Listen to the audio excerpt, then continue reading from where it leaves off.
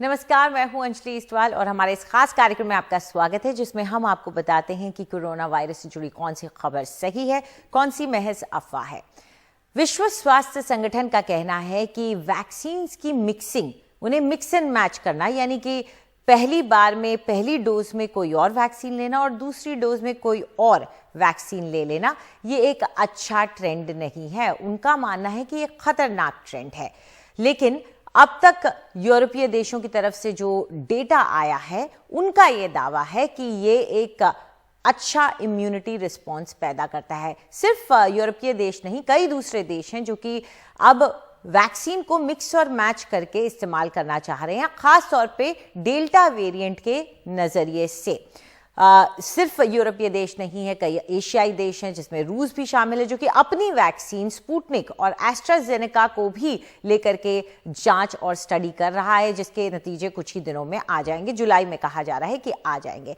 तो वैक्सीन को मिला करके इस्तेमाल करना, उसको मिक्स एंड मैच करना, ये कितना सही या गलत है, ये एक असमंजस की स्थिति इसको लेकर बनी हुई है। हालांकि डब्ल्यूएचओ का कहना कुछ और है। हमारे साथ इस पर चर्चा करने के लिए डॉक्टर जीसी खिलनानी जुड़ गए हैं, जो कि चेयरमैन है पीएसआरआई इंस्टीट्यूट के, और डॉक्टर अरविंद कुमार हमारे साथ हैं, जो कि institute of chest surgery Medanta से हैं। शुक्रिया आप दोनों का हमारे साथ जुड़ने के लिए। डॉक्टर खिलनानी, आपका क्या नजरिया है वैक्सीन के मिक्स एंड मैच को लेकर, क्योंकि डब्ल्यूएचओ कहता है ये एक डेंजरस ट्रेंड है। नहीं, देखिए अंजलि, ऐसा है कि मैं तो मानता हूं जो साइंस है, जो विज्ञान है, उसको फॉलो करना चाहिए। जो साइंटिफिक प्रॉपरली कंडक्टेड स्टडीज हैं उनको फॉलो करना चाहिए। एक जो स्टडी 8 जुलाई को आई जिसमें कि 422 लोगों को कोविशील्ड वैक्सीन के बाद जब फाइजर वैक्सीन लगाई गई तो उनकी इम्यूनोजेनिसिटी बहुत ज्यादा बढ़ गई। और एक स्टडी जो आज आई है new England journal of medicine में, उसमें उन्होंने ये पाया है कि ये ज्यादा एलेबरेट स्टडी है, हालांकि नंबर्स पेशेंट्स के कम है। उसमें ये देखा गया कि अगर कोविशील्ड के बाद कोविशील्ड वैक्सीन लगी है तो इम्यूनजेनिसिटी 5 गुनी बढ़ी है, और जब कोविशील्ड के बाद जब फाइजर वैक्सीन दी गई तो 127 गुना इम्यूनिटी बढ़ी है। तो इसको जो है ना कहते हैं प्रत्यक्ष को प्रमाण क्या। तो ये प्रत्यक्ष है कि जो स्टडीज जो हुई है 422 केस में, और ये जो आज जो स्टडी सुबह ही मैंने इसका अध्ययन किया है कि इम्यूनोजेनिसिटी बढ़ती है। और दूसरा बात यह है कि जब सिर्फ कोविशील्ड और कोविशील्ड वैक्सीन देते हैं तो डेल्टा वायरस के प्रति जो रोग प्रतिरोधक क्षमता है वो कम है एज कंपेयर टू जब आप मिक्सिंग वैक्सीन करते हो तो डेल्टा वायरस के अगेंस्ट भी इम्यूनिटी अच्छी हो रही है। और इस समय हम बात करें तो हमारा जो फोकस है वो वेरिएंट्स और म्यूटेंट्स है, और डेल्टा वायरस ने एक तरह से तबाही मचा रखी है दुनिया में। तो अगर हमें वेरिएंट से बचना है तो हमें जो लेटेस्ट जो साइंटिफिक स्टडीज हैं उनका पालन करना होगा। और मेरे ख्याल से समय आने पर डब्ल्यूएचओ भी इसको एक्सेप्ट करेगी। उनके अपने पैरामीटर, सेफ्टी पैरामीटर्स होते हैं। लेकिन आज की तारीख में ये है कि जो मिक्सिंग ऑफ वैक्सीन जो है वो स्ट्रॉन्गर इम्यूनिटी देती है, तो इसको समय के साथ हमें अपनाना चाहिए कोविड से बचाव के लिए। धन्यवाद। अक्सर हमने देखा है कि डब्ल्यूएचओ का रिस्पॉन्स, ये मेरा मानना है कि थोड़ा सा स्लो रहता है। अक्सर वो कुछ बोलते हैं, फिर कुछ दिनों बाद जाकर के जब खूब सारी स्टडीज के रिजल्ट्स आ जाते हैं तो वो अपना स्टैंड बदल लेते हैं। लेकिन क्या ऐसे में जब स्थिति इतनी तेजी से बदल रही है, देशों को अपने हिसाब से यहाँ पर फैसला लेना चाहिए इन चीजों के बारे में, या डब्ल्यूएचओ की नसीहत के बाद ही कुछ करना चाहिए? हम डब्ल्यूएचओ का इंतजार करते तो रेमडेसिविर नहीं दे पाते समय पर।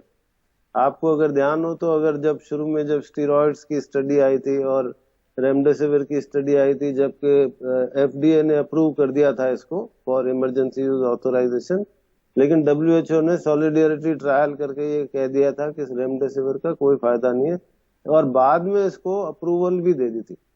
तो इसलिए डब्ल्यूएचओ के अपने पैरामीटर्स होते हैं। ये बहुत रिस्पॉन्सिबल ऑर्गेनाइजेशन मैं मानता हूं कि जैसा कि मैंने कहा कि जैसे जैसे और एविडेंस आएगा, जब उनका एविडेंस आएगा जो डब्ल्यूएचओ के पैरामीटर्स को संतुष्ट करेगा, तो उसके बाद फिर ये शायद मान जाएंगे कि ये ठीक है। लेकिन मेरा मानना ये है कि हम एक इमरजेंसी सिचुएशन में है। तीसरी वेव का खतरा हमारे ऊपर बना हुआ है। डेल्टा वेव अभी भी फैल रही है। भारत में 41,000 केसेस अभी भी हैं। नॉर्थ ईस्ट में है और दुनिया में कई देश हैं जिसमें ये बढ़ भी रहा है।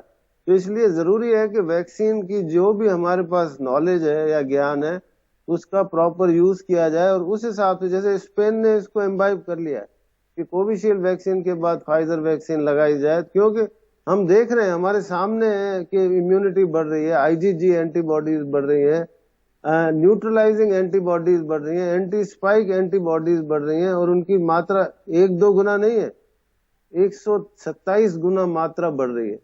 तो इसको यूटिलाइज करना चाहिए सबके बचाव के लिए।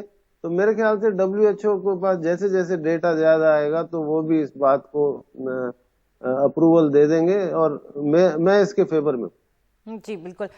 एक बड़ी ऑर्गेनाइजेशन है, पूरे सारे देश उसकी तरफ देखते हैं, तो जाहिर तौर पे वो बहुत मेजर्ड तरीके से फैसला लेते हैं, बहुत फूक फूक के कदम रखते हैं, और ऐसे जब होता है तो वक्त हमेशा लग ही जाता है। ये बात हमें भी समझ में आती है, और कहीं ना कहीं इसके साथ हम लोगों को एडजस्ट भी करना पड़ेगा, लेकिन पैंडेमिक का एक रिस्पॉन्स है, उसमें टाइमिंग भी बहुत ज्यादा जरूरी हो जाती है। इसमें मैं डॉक्टर साहब ये भी जानना चाहूंगी कि अगर हम वैक्सीन का मिक्स एंड मैच कर रहे हैं और हम इस्तेमाल कर रहे हैं अलग अलग वैक्सीन की, फिलहाल हमारे पास जो वैक्सीन हैं वो लगभग एक ही टेक्नोलॉजी पे बेस्ड हैं, तो मिक्स एंड मैच में अलग अलग टेक्नोलॉजी, और खास तौर पे क्योंकि जो मैं पढ़ती आ रही हूँ मुझे ये लग रहा है कि mRNA वैक्सीन को सेकंड डोज में अगर हम ले रहे हैं तो उसका बहुत फायदा हो रहा है। नहीं, देखिए, पहली बात तो मेरे जो विचार है इसको WHO की आलोचना नहीं समझना चाहिए।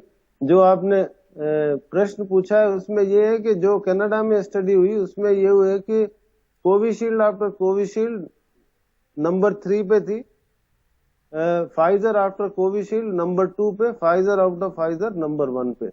अब हमारे भारत की बात करें तो हमारे पास अभी वैक्सीन की मात्रा कम है, जितना हमारा 89 लाख का जो हमारा टारगेट है वो पूरा नहीं हो रहा, हम 40-45 लाख पे ही पहुंच पा रहे हैं। तो ये तरीका इस तरह से भी होगा कि हमारे को फाइजर या मॉडर्ना वैक्सीन आ जाती है तो ये एक सप्लीमेंटेशन होगा 2 तरह से। एक तो नंबर्स बढ़ जाएंगे, दूसरा ये है कि हमारे पास कंस्ट्रेंट खत्म हो जाएगी। अगर किसी ने कोविशील्ड वैक्सीन लगा रखी है और आज हमारे पास फाइजर और मॉडर्ना वैक्सीन मौजूद है तो उसको लगाने से हमारा नंबर भी बढ़ जाएगा, और जब वैज्ञानिक प्रमाण है कि ये सेफ है और जो इसकी इम्यूनोजेनिसिटी जिसको हम कहते हैं एंटीबॉडी प्रोटेक्शन, और जो लेटेस्ट स्टडी जिसकी मैं व्याख्या कर रहा हूँ वो सिर्फ ये नहीं है कि एंटीबॉडी बढ़ रही है, उन्होंने सेल मीडिएटेड इम्यूनिटी को भी मेजर किया है, जो मेमोरी सेल्स होती है हमारी, और ये प्रूव किया है कि इसके ये मिक्स एंड मैच लगाने से सेल मीडिएटेड इम्यूनिटी भी बेटर हो जाती है। तो इसलिए मैं सोचता हूँ कि इसका क्योंकि सफिशिएंट प्रमाण आ चुका है, in the interest of public health इसको मंजूरी देनी चाहिए और इससे हमें फायदा होगा। बिल्कुल, और कहीं ना कहीं ये बात सही है कि जैसे जैसे हमारे अपने देश का भी डेटा आता रहेगा या दूसरे देशों का आता रहेगा, हम भी स्टडी की बात कर रहे थे कि हम भी कोशिश करेंगे इस तरह की स्टडी करने की, तो इससे एक बेहतर डेटा सेट हमें मिलेगा और फिर डिसीजन लेने में सरकार के लिए भी आसानी होगी, गाइडलाइंस बनाने के लिए। शुक्रिया डॉक्टर साहब हमारे साथ जुड़ने के लिए। Thank you. चलिए फिलहाल एक छोटा सा ब्रेक ले रहे हैं, ब्रेक के बाद देखिए एनडीटीवी और गूगल की खास मुहिम वैक्सीनेट इंडिया।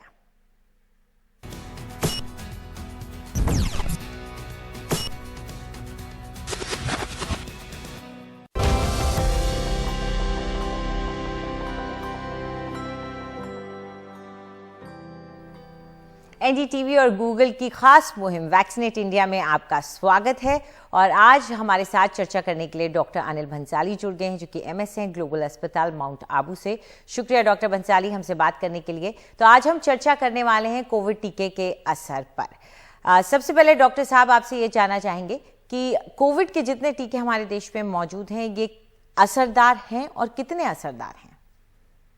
जो हमारा प्रैक्टिकल एक्सपीरियंस कह रहा है ये टीके बहुत ही अधिक असरदार है। मैं आपको इसका जीवंत उदाहरण बताता हूँ कि हमारा जो हॉस्पिटल है, पूरा हॉस्पिटल जिसमें करीब 100 से ज्यादा मरीज भर्ती, 115 मरीज भर्ती किए गए थे कोरोना के, और उसके दौरान सभी 50% पेशेंट वेंटिलेटर पे थे और इतना एरोजोल था वेंटिलेटर पे कि सभी वातावरण में कोरोना वायरस थे, परंतु सभी जो हेल्थ कर्मचारी थे including doctors and nurses and health कर्मचारी, सफाई कर्मचारी, सभी के कोरोना वैक्सीन किया हुआ था। और मैं आपको ये बता दूं कि करीब 70 से अधिक कर्मचारियों ने 1.5 महीने तक लगातार रात दिन काम किया। एक भी हेल्थ कर्मचारी को कोई भी प्रकार का कोरोना सिम्टम नहीं हुआ, यानी डिजीज होने की बात तो छोड़ो, कोरोना सिम्टम तक नहीं हुआ। यह बताता है कि कोरोना वैक्सीन कितनी इफेक्टिव है। Without vaccination we have never allowed not allowed any person in corona ward.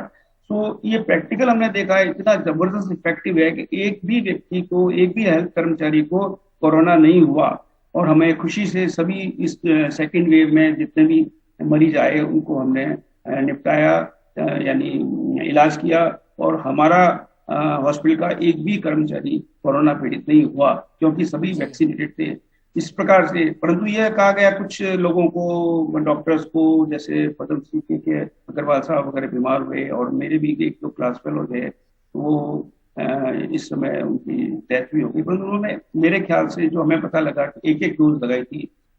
2 dose लगाने के बाद जो इफेक्टिवनेस आती है। यही पूछना चाह रही थी कि आपका जो एक्सपीरियंस है, जो आप लोग देख रहे हैं अपने एनवायरनमेंट में, उसमें 2 डोज ज्यादा कारगर हो रही हैं सुरक्षा के नजरिए से, तो ऐसे में क्या टीकाकरण में हम 2 डोज पर जोर दें?